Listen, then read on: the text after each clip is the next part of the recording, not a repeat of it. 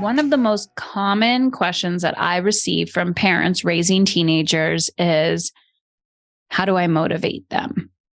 This is one of the most challenging developmental phases from a brain perspective. And I will tell you, being in it right now, trying to figure out what motivates a specific human, that in itself is personal development on steroids. So in today's episode, I'm actually going way back to episode 886, and I'm going to reshare it with you. And I talk about motivating teens. And I want you to take just the little gems that are from this episode because I share some. But my personal biggest takeaway from the work that I have been doing with women in the last 10 years and the last 18 years of parenting is your children need help. Like your child actually does need support around their behavior and their emotional regulation, but so do you.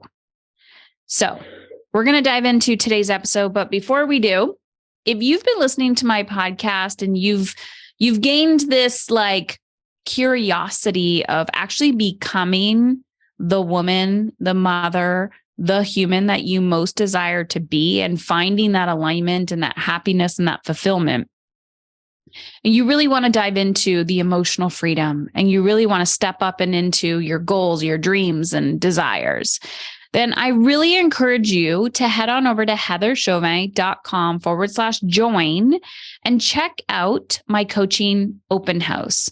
So I'm hosting a coaching open house this month. And it's just, like I said, it's for those who have been curious about working with me and want to come closer and figure it out and see what it's like on the inside. So when you join the coaching open house, it's free. We're going to invite you to one of my calls inside of my paid community. So what does this have to do with parenting? Well, if you are a parent and you are ready to take a holistic perspective at reverse engineering how you want to feel in your parenting while also giving your child the support that they need, maybe it's for you. So head on over to heatherchauvin.com/join. All right, let's dive into today's episode.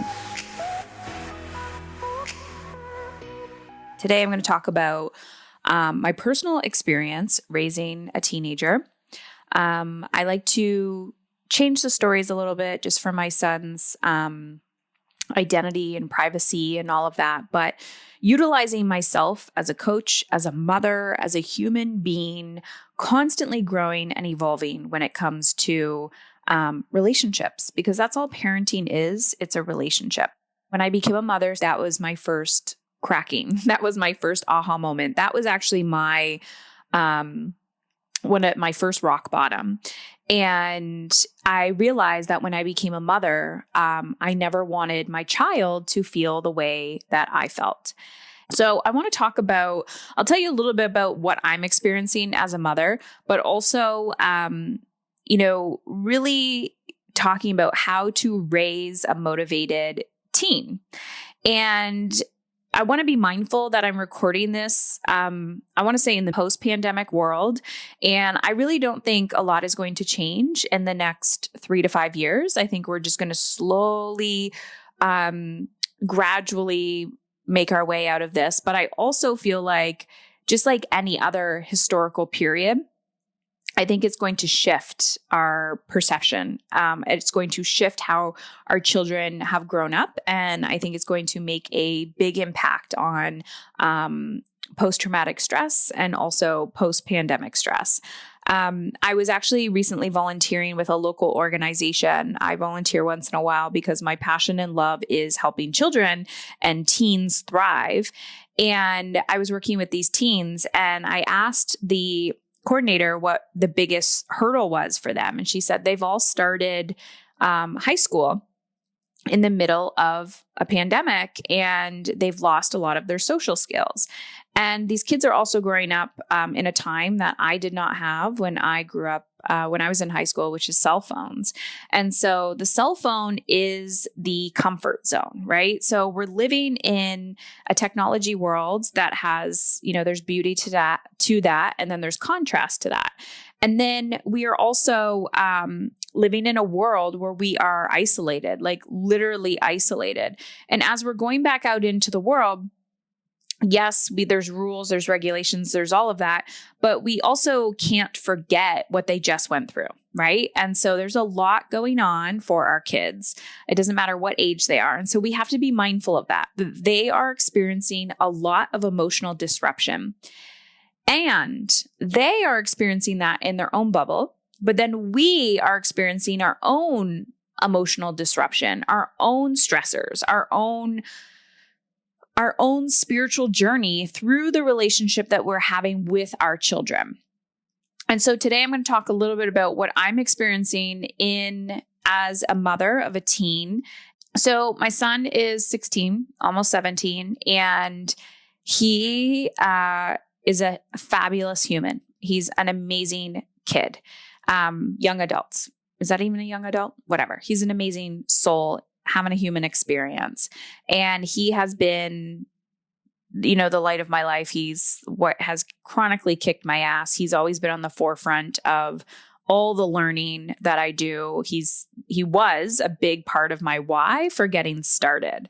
My why has shifted many, many times. Now I am just really motivated to help women thrive, help humans thrive. My why always shifts. And watching all three of my boys struggle in their own way and navigate life in their own way. And they're three very different people. So Logan, the oldest, is, he just bought his first car. And this has been one of the things that he's been highly motivated to drive. Where we live, I know not where everyone lives, driving is a thing or a big thing, but where we live, you have to get around by vehicle. Public transport is just not very popular here, public transportation. And so it's just normal for, kids to get their beginners and then drive solo, blah, blah, blah. So this has been the one thing that I've really watched him be highly motivated to do. And it's interesting because, a conversation about education and, how his brain works, that's a whole other podcast. But I've watched this spark of wanting independence and wanting to get, to grow. So I've used that as leverage, as what I would call currency, right? So the reason why I'm saying it like this is because I want you a child, a teenager, I want you to watch and observe what their currency is. I would say most children these days, Wi-Fi is a currency, meaning just like you go to work and you get a paycheck, the money is your currency. That's why you're working for it. So when you're trying to motivate a child to do anything, you have to watch what lights them up, right? Sometimes it's candy, but also do they love Legos? Do they love drawing? What really lights them up? And I find that the older children get, especially when there's trauma involved, life stressors involved, they're going to numb, right? They're going to numb. And sometimes that is with drugs and alcohol. And sometimes that is with technology, like their phone, staying in their room, doing all these things. And some of them are normal behaviors. But as a parent, it's your job. Yes, I understand that you have to pay the bills and you have to work and do all these other things. And there's a lot on your plate. I get that. But when we want to create a connection with our children and we want to really make relationship a priority, you have to understand and be curious about what that other child wants and desires. And sometimes they won't communicate that to you because they just don't know how to communicate that to you. So I was watching my son's behavior. I always say behavior is a language. So I was watching his behavior, and his behavior was that he really wanted a car. So if you remember buying your first big item, you don't know what the fuck you're doing. You really don't know. They don't teach you these things in school. And so it's really about having that relationship to be able to sit down and to help your child navigate this. And so I've been observing how resistant he is to getting help, like asking for help, because he has pride, right? He wants to make me proud. He wants to make us proud. He's like, I got this. I can do it myself. So I was like, great, awesome. So he went out, he bought his first car with his own money that he's been saving for years and years of, jobs and whatever. And so he got this car, and the whole time we're co-creating in conversation about, okay, how much is insurance, right? So go get an insurance quote. Okay, realistically, how much is it going to cost you in gas, right? Like, what are your other bills that you have to pay? And so starting these conversations about budget, right? Having these just heart-to-heart conversations. And I've been watching my son go through the emotional guidance scale. We talk a lot about this inside my mastery program, and also the drama triangle. So the rescuer, the persecutor, the victim. And you've heard me talk about this, the zones a lot, the red, green, and yellow zones. So what I've noticed is he'll go to a red zone. He's like, I don't want to talk about this, right? And he'll get in an argument and blah, blah, blah. And I just won't engage in arguments with any human. So what I do is I say, hey, I see you're frustrated. Let's talk about this later. And then I always come back to the conversation. I never drop the conversation. I make a little note and I'm like, we're going to talk about this later. So then the next day we talk about it. And I'm like, hey, okay, let's talk about money, right? And so all these triggering topics like money, resistance, fear, I'm watching him go numb, or I'm watching him like zone out. And so sometimes they're 5 to 10 minute conversations. And, it's like pushing through the muck, right? Pushing through the muck. And so every day or once a week, I'm like, let's sit down, let's talk about this. Because I can't be triggered by his emotional reaction to wanting to be independent. And so the funny thing is he's constantly mirroring back. He's just a human, constantly mirroring back my own resistance, my own fears, my own perfectionism. But I just always ask myself, if you don't get anything else from today's conversation, I always ask myself this: am I the adult that I needed at his age? Am I the adult that I needed at his age? Meaning, in that moment, if I can put myself in his shoes, okay, I'm buying my first car. I'm so overwhelmed. I don't know what the hell I'm doing. I'm just throwing money at the wall. Like, how do I budget? I don't even know what questions to ask. So what type of adult did you need in that moment? Did you need somebody who wanted to pick a fight for you? Did you need somebody who was like, hey, let's just have, short, consistent conversations over and over and over again? Did you need somebody that wouldn't put up with your bullshit? Somebody that was like, hey, I see you're frustrated. Be frustrated, but I'm not tolerating it, right? Who did you need that person to be at your child's age? And then the second thing I really want you to walk away from this is your child's currency. So understanding what gets them ticking. A lot of people send me messages on Instagram or via text, and they're asking questions about their children. And they're saying, how do I get my teen to be motivated? How do I get them to do this? How do I get them to do that? And my first question to you is, what motivates you? What inspires you?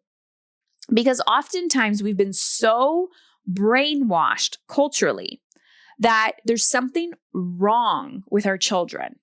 And you know what? That may be true. That there may be a chemical imbalance, but their brain is also growing at a very rapid pace. A very rapid pace. And what we don't realize is that not only is it growing at a rapid pace, but they are not an adult.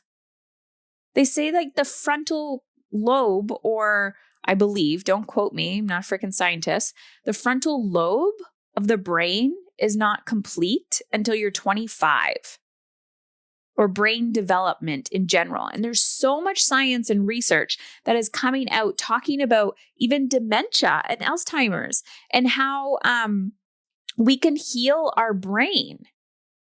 So oftentimes we're seeking diagnosis, or we're seeking what is wrong, what is wrong, what is wrong. But no, like, what is right? What is right with your child? That if you're noticing this lack of motivation, or you're noticing this lack of desire, maybe it's just they're numb. Maybe they haven't found their thing. You know what? Maybe they are literally sitting in a pool of anxiety and they don't know how to manage it. That was my case when I was a teenager. I was sitting in a pool of anxiety, and I'm still an anxious person. People don't think I am, but I have anxiety. I had anxiety this morning. I feel very raw and vulnerable.